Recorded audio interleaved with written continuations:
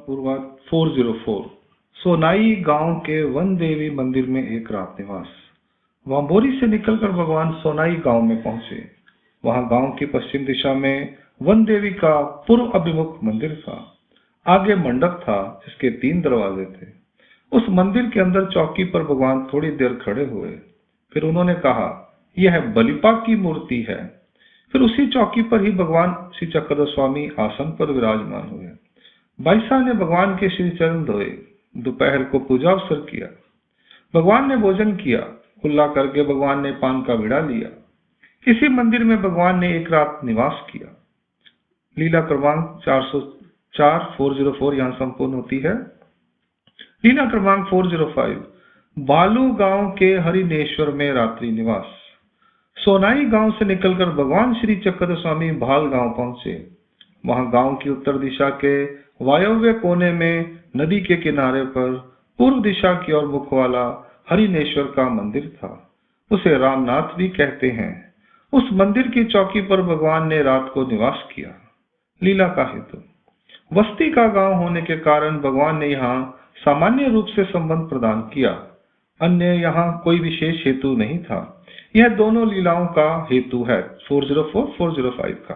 लीला क्रमांक 405 यहाँ संपूर्ण होती है। लीला क्रमांक 406 कान्नड़ गांव के सिद्धनाथ में 3 दिन अवस्थान।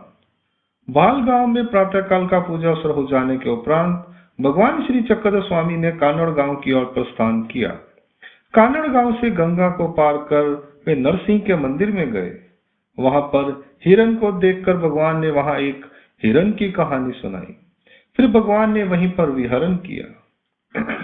वहीं से थोड़ी दूरी पर उसी और सिद्धनाथ का पूर्व अभिमुख मंदिर था।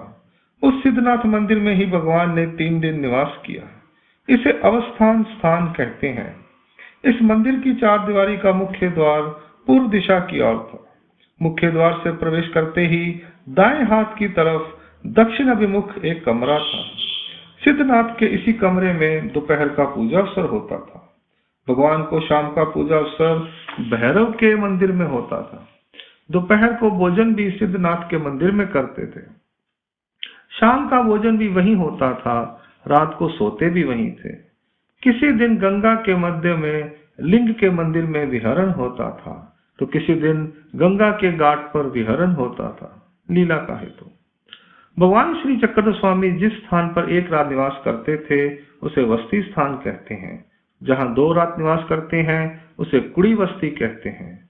जहां 3 दिन से 20 दिन तक निवास करते हैं उसे अवस्थान कहते हैं। इससे ऊपर महास्थान कहते हैं। किसी स्थान पर भगवान की लीला की विशेषता होती है तो किसी स्थान पर चेष्टा की विशेषता होती है। इसके अतिरिक्त किसी स्थान पर इन दोनों की विशेषता होती है। किसी स्थान पर विशेष रूप से संबंध देकर भगवान वहां पर विद्यमान जड़त्व के जीवों को सुख फल प्रदान करते हैं। अंक लीला क्रमांक 406 यहाँ संपूर्ण होती है। इसके बाद है लीला क्रमांक 407 बागड़ी गांव के मंदिर में एक रात निवास सामान्य संबंध। लीला क्रमांक 408 जाम्ब गांव के सिंगेश्वर में बस्ती सामान्य संबंध। लीला क्रमांक 409 मार्ग में पद्मनाभी से भेंट गंगापुर में बस्ती। वाकी से पद्मनाभी को घर ले जाने के उपरांत उसके परिवार वाले सगे संबंधी उसकी निगरानी करने लगे, कहीं वह दोबारा भगवान के पास न चला जाए, अतः वह उसे घर से बाहर निकलने नहीं देते थे। पद्मनाभी देव की भगवान के पास जाने की इच्छा थी। उसने अपनी भाभी से कहा कि वह उसके जाने के लिए सहयोग दे।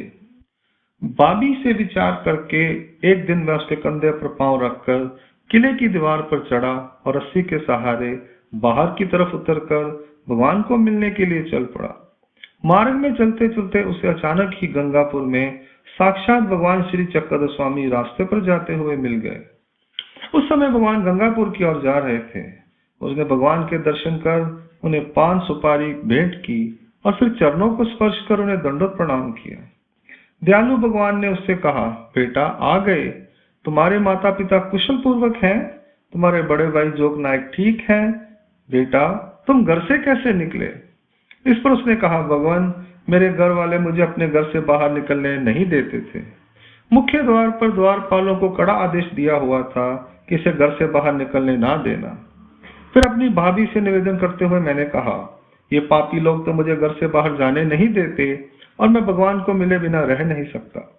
फिर मैंने किले की दीवार पर रस्सी बांधकर उसे बाहर फेंक दिया, अपनी भाभी के कंधों पर पांव रखकर दीवार पर चढ़ गया, बाहर रस्सी को पकड़कर दीवार से नीचे उतर गया। अपने को साड़ी से ढककर मैं वहां से धीरे से छिपते छिपते छिपाते यहाँ तक पहुंच गया। भगवान, आपकी कृपा से ही आपके चरण बिंद में पहुंच गया हूँ। इस प्रकार पद्मनाभी ने मन ही मन प्रसन्न होते हुए भगवान को अपने आने की सारी कहानी सुना दी। भगवान ने चुपचाप उसकी कहानी को सुना। फिर भगवान ने गंगापुर के नरसिंह मंदिर में रात को निवास किया। लीला का हेतु।